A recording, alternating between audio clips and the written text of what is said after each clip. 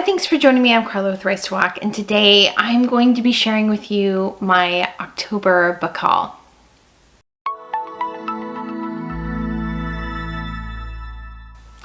But before we get started, a little bit about this channel. Here we share good thoughts about good words, and on Fridays I host a live Bible study on Instagram at Race to Walk, and then I publish 2 videos a week. I publish a replay of that Bible study as well as a video about books.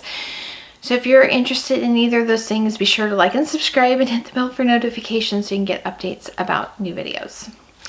So this is my October book haul, and this is the thing, I don't do these very often just because several reasons. Number one, I don't get like huge massive book hauls like some people do. Like this, these are the print books that I bought. My book hauls aren't going to be as exciting as some of the people that get like 20 books at a time, but I did get some interesting books, and so I wanted to share those with you. Also, I've been really trying to have a little bit more self-control about when I'm buying books, just not to buy them to have them sitting there, but some that I'm going to read like in the near future. This is one I think is really interesting, and this is Philosophy: An Illustrated History of Thought. I bought this at Barnes & Noble, and I mentioned this before in my other book hauls that the Barnes & Noble that my daughter and I like to go to has this one little spot, and it's kind of like back behind things. You kind of have to go around, you know, to the side and behind, and they'll have this this cart there that is what I refer to as bargain books. I don't know if it actually is or not, but that's just what I call it. In the past, I've gotten some like really cool markdowns. I've gotten boxed books there. And right now they have, at least at that store, they have a whole series of books that are kind of like this. They're illustrated reference books. They have them on physics, like on biology, on I don't know, a whole bunch of them. But if you go on Barnes & Noble or go to a store, you'll see them. So this one is only $10, which I thought was great. And it has just summaries of different things, and it has illustrations in it. And so that's why I thought it was really interesting. So I do have a degree in apologetics where we studied a lot of philosophy, but my undergraduate degree was in business.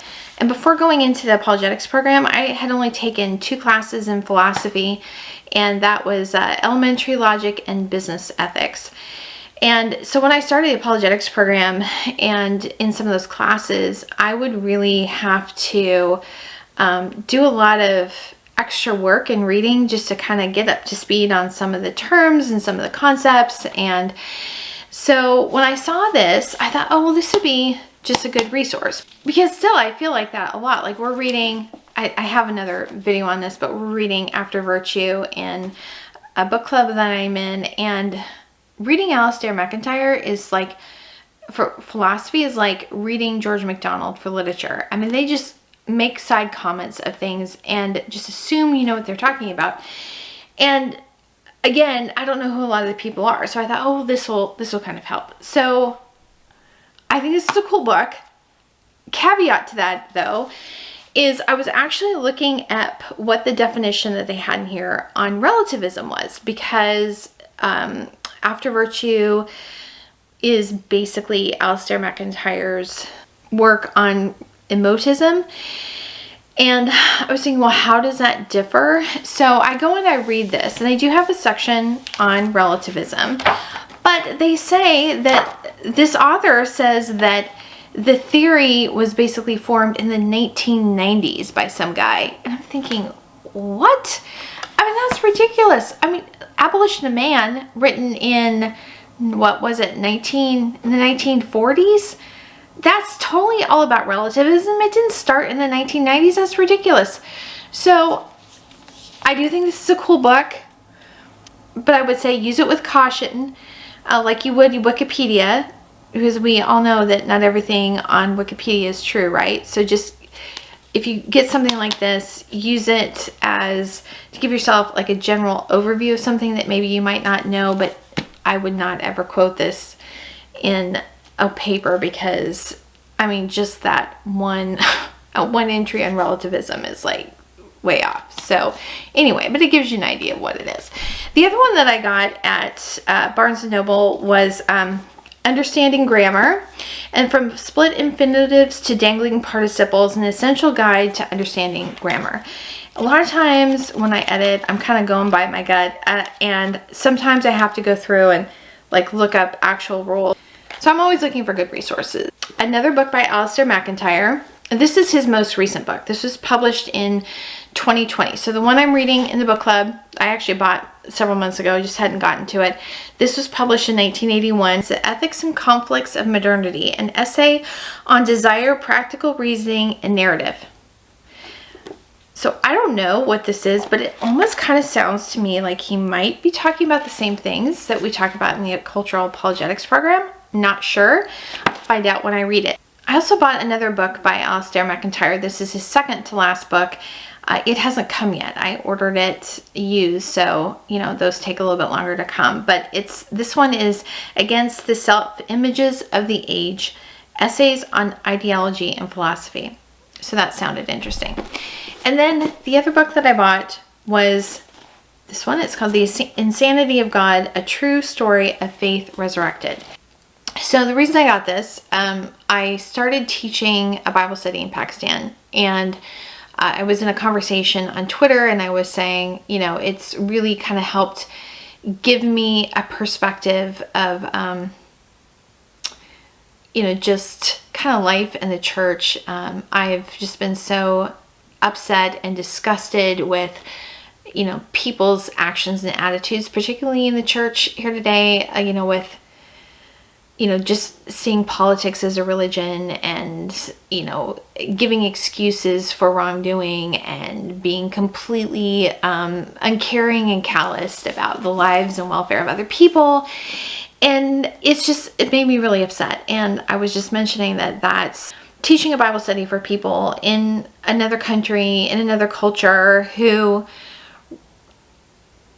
really, they're dealing with life front and center and real issues, has kind of helped me have perspective on the situation I'm in. And it's kind of helped me step back a little bit and not be as upset at the actions of some of the people. Not that it's any less wrong, but you know what I'm saying. And anyway, so this guy that was part of this Twitter dialogue, he asked if I had read this book, and it's somebody he knows is a missionary in that area, and he's talking about his experiences. And I said, no, I hadn't, but it's what he was describing. It sounded interesting. And so anyway, I just got this, and when I mentioned that I got it on Twitter, he said, okay, well, it's a really difficult read, but he says really good. So those are the physical books I bought, but I have to admit, I did buy some more on Kindle, but there was a reason for them. And that was because my excuse for this is that I use them for citations in things I was writing. So it wasn't just buying them to buy them. I needed them. So the first one I bought on Kindle was one called The Nature of Middle Earth by J.R. Tolkien, which this just came out. And these are essays that he's had written that I guess haven't been published before. So I did buy this one. And then I also got Discipleship by Dietrich Bonhoeffer. You know, there's that quote that he talks about cheap grace, and you know, I know the quote, but I haven't read the book, and so I wanted to get it. The trick was finding a decent copy that wasn't edited by Eric Metaxas. So anyway, that was a challenge because I'm not buying one of his books. I mean, the crap that he's pulled lately is just ridiculous. So anyway, and while I was trying to find that a copy of his actual work, I actually bought by mistake kind of like a reader's guide on the cost of discipleship. So I did skim that one a little bit. We'll see if it's helpful when I read the actual book. The other ones that I got, so these were free because I got them with Kindle first, so I didn't pay for these. So the first book was Star Mother by Charlie N. Holmberg, and this, I have to tell you, I actually really enjoyed this book. I read that one pretty fast, and that is kind of unusual for some of those Kindle first reads. Most of the time, when I read them, I'm disappointed, but I did like this one. It's almost kind of like a combination and retelling of mythology. So it was actually, I wasn't really expecting it to be that good, but it was actually good. The other one, why did I get this? I don't even know why. I think there was a sale on this. Sales. I got Devoted by Dean Koontz. Haven't read it yet. Pretty sure there was a sale on that one, and that's why I bought it. And then what else did I get? I got, oh, this was just kind of weird. I actually ended up getting 2 of the Kindle First Reads. I'm not exactly sure how that happened. It was A Day Like This by Kelly McNeil. I'm not even sure what it is. What else did I get? Oh, this is one I haven't read. I bought Made by Stephanie Land, which I guess is a series that's coming out now. I did see a interview with her and I thought that was really interesting. So I bought 5 physical books, I guess, and some on Kindle. But 3 of the ones that I bought on Kindle were totally for, you know, using as a source in something I was writing, and 2 of those were free. So it really wasn't too bad. Thanks for watching. If you haven't already, be sure to subscribe, and I'll see you next time.